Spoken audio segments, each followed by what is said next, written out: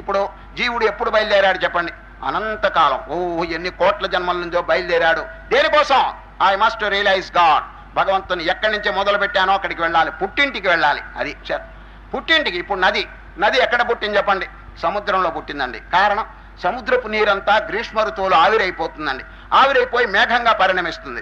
ఆ మేఘం కొండల మీద వర్షిస్తుంది. ఆ కొండల మీద నుంచి నీళ్లు ప్రవహించి నదీ రూపంగా తిరిగి సముద్రంలో చేరుతున్నదండి. చూచారా? సముద్రంలో నుంచి బయలుదేరినటువంటి నీరు నదీ రూపంగా తిరిగి సముద్రంలో చేరుతున్నది. అనగా నేను ఎక్కడ పుట్టానో అక్కడికి చేరాలి అని నదికండి ఒక సంకల్పం కలిగిందండి. ఎక్కడ పుట్టింది? సముద్రంలో పుట్టింది.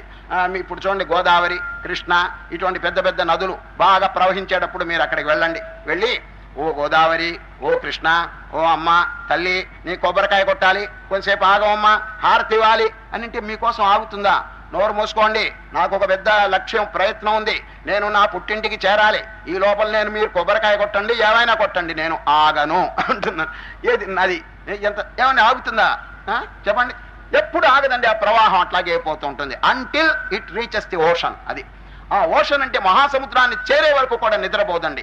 గంగానది కానీ, కావేరి కానీ, కృష్ణ కానీ, గోదావరి కానీ మహాప్రవాహంలో మీరు చూడండి, గమ్యస్థానం చేరే వరకు మధ్యలో ఆగదండి. అదేవిధంగా దాన్ని బట్టి నేర్చుకోవాలి మనం. చూసారా? ఎక్కడ పుట్టాడు జీవుడు చెప్పండి? యతో వా ఇమాని భూతాని జాయంతే ఏన జాతాని జీవంతి యత్ ప్రవిశంతి ఆనందం బ్రహ్మేతి వ్యజానాత్. ఆ సచ్చిదానందంలో పుట్టాడండి వాడు. తిరిగి అక్కడికి చేరే వరకు వీడు ఎన్ని జన్మలో ఈ విధంగా గడిచిపోతున్నాయి కానీ వాడండి అక్కడ చేరవలననేటువంటి అభిప్రాయం చేసుకోవటం లేదండి. నిదానంగా పోతున్నాడంతే. పుట్టటం చావటం, పుట్టటం చావటం. ఇంకా ఎన్ని జన్మలుండి వీడి ప్రయత్నం ఎట్లా ఉందో తెలుసండి. ఆ భగవంతుని మర్చిపోతున్నాడండి. మర్చిపోయి తిరిగి అక్కడికి చేరవాలనేటువంటి ఉద్దేశం పోగొట్టుకుంటున్నాడు. అందుచేత ఈ దుఃఖాలన్నీ అనుభవిస్తున్నాడు.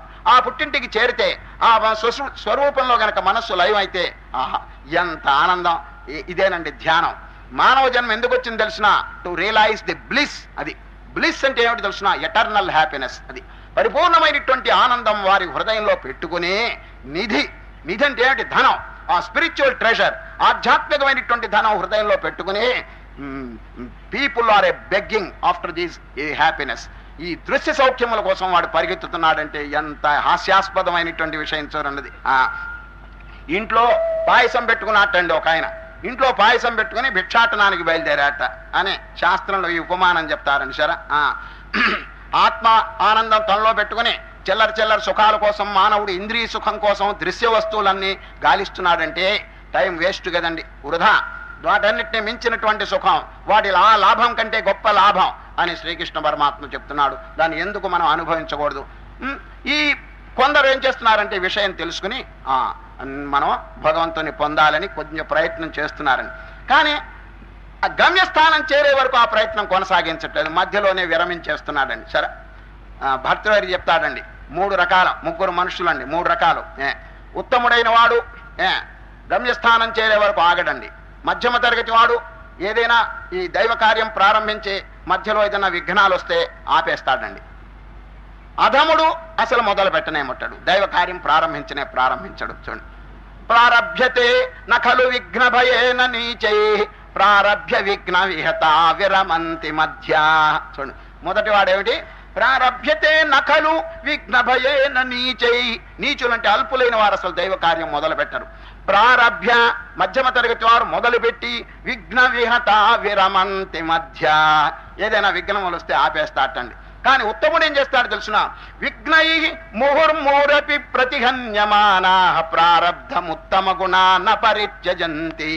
ఎన్ని ఆటంకములు వచ్చినా వెనక్కి పోడండి వాడు. గమ్యస్థానం చేరే వరకు ఇదిగో ఏ జన్మలోనో భగవంతుడి నుంచి వేరిపోయినాను, వియోగం, ఇప్పుడు యోగం. చూడు, మరల దేవునితో కాదు యోగం. చూడండి, అన్ని భగవద్గీతలో ప్రధానికి యోగం. యోగం అంటే ఏంటి? యుజ్యతే ఇది యోగ,